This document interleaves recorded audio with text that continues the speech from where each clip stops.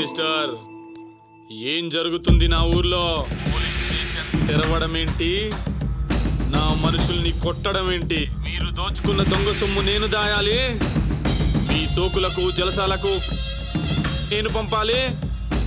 సిటీని వదిలి నేను ఇక్కడ ఉంటున్నది ఎవరి కోసం? మీకోసం కాదా? నన్ను గెలకొద్దు. Okay okay, cool cool, don't worry, నేను చూసుకుంటాను.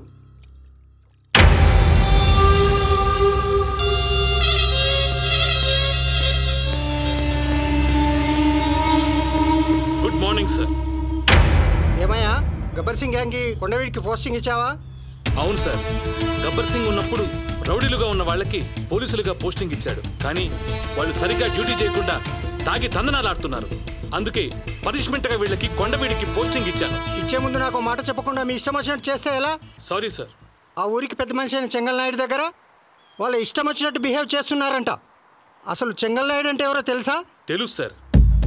చుట్టుపక్కల ఉన్న 10 గ్రామాల ప్రజలకి అన్నం పెట్టే అన్నదాత, పాలు లేని పసివాళ్లకు పాలిచ్చే గోమాత, ప్రజల దాహం తీర్చడానికే పుట్టిన గంగా ప్రవాహం లాంటివాడు సార్. టోటల్గా మచ్చలేని చంద్రుడు లాంటివాడు కదా.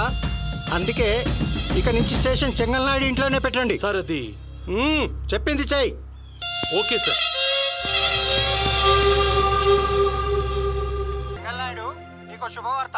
మా మనుషులు నువ్వు చెప్పినట్టే వింటారు. ఇన్ని రోజులు భయపడ్డావు కదా, ఇప్పుడు అలాంటిది ఏమీ ఉండదు. అసలు స్టేషన్ నీ ఇంట్లో ఉంటుందయ్యా. ఇప్పుడు హ్యాపీ అయినా?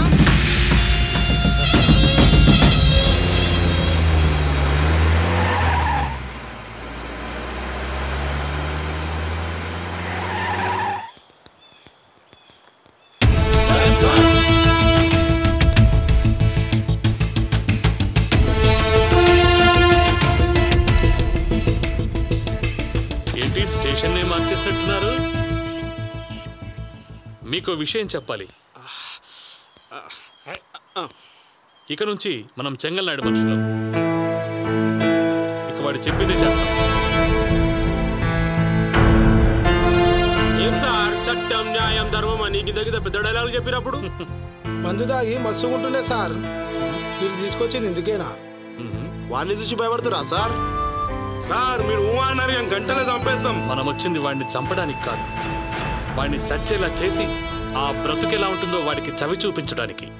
నేను చెప్పింది చేయండి. పోలీస్ స్టేషన్ వాడింట్లోనే పెట్టండి. అక్కడుంటే 24 అవర్స్ వాడింట్లోనే ఉండి వాడు చేసే ప్రతి పని అబ్జర్వ్ చేయొచ్చు.